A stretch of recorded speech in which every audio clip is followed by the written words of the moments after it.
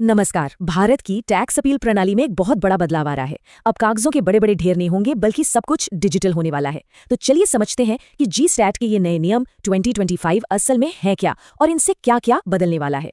तो आज हम क्या क्या देखने वाले हैं। सबसे पहले बात करेंगे कि ये अपीलों का नया दौर क्या है। फिर समझेंगे कि डिजिटल फाइलिंग क्यों और कैसे जरूरी है। उसके बाद फाइलिंग का पूरा 5 स्टेप प्रोसेस देखेंगे।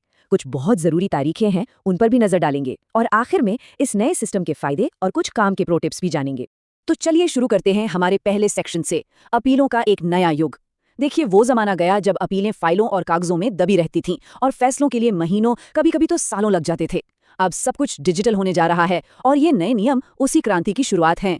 जीएसटी अपीलों की वो कभी न खत्म होने वाली कागजी कार्रवाई और फिर वो तारीख पे तारीख वाली देरी। थक गए हैं ना?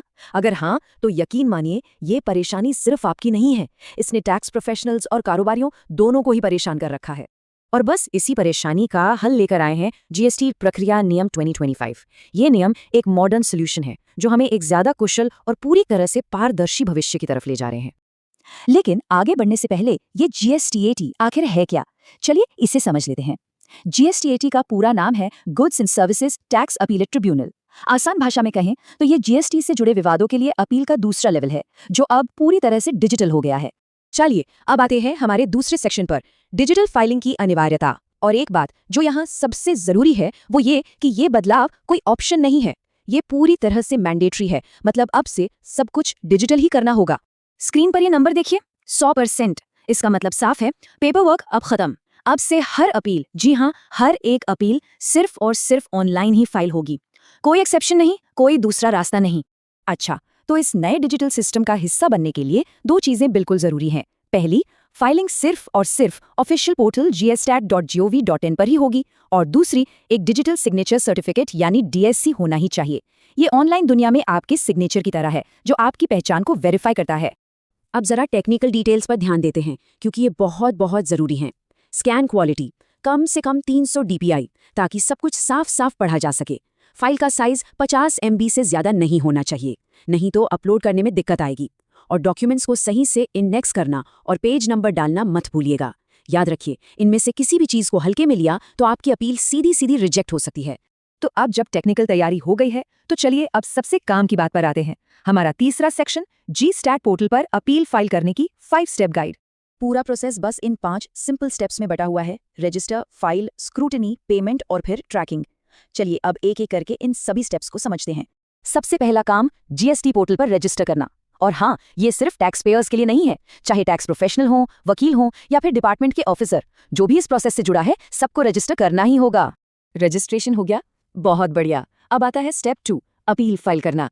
इसके लिए एक स्पेसिफिक फॉर्म APL 05 का इस्तेमाल करना होगा और साथ ही ये भी पक्का कर लें कि सारे जरूरी डॉक्यूमेंट्स सही फॉर्मेट में और पूरी तरह से अपलोडेड हैं।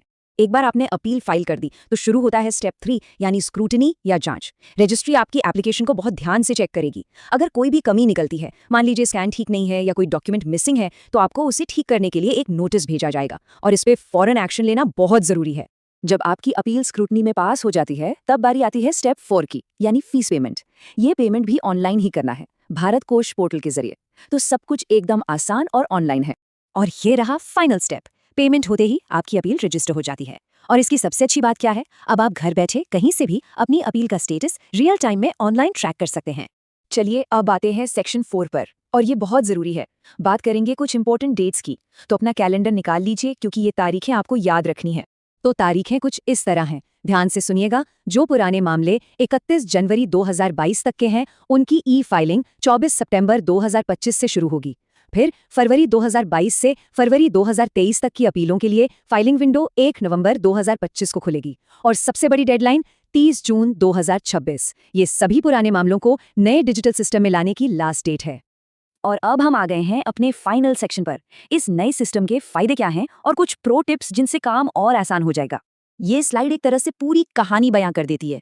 देखिए, पुराना तरीका कितना स्लो, मैनुअल और कंफ्यूजिंग था, और अब ये नया जी स्टैट का तरीका देखिए, पूरी तरह से डिजिटल, तेज और ट्रांसपेरेंट।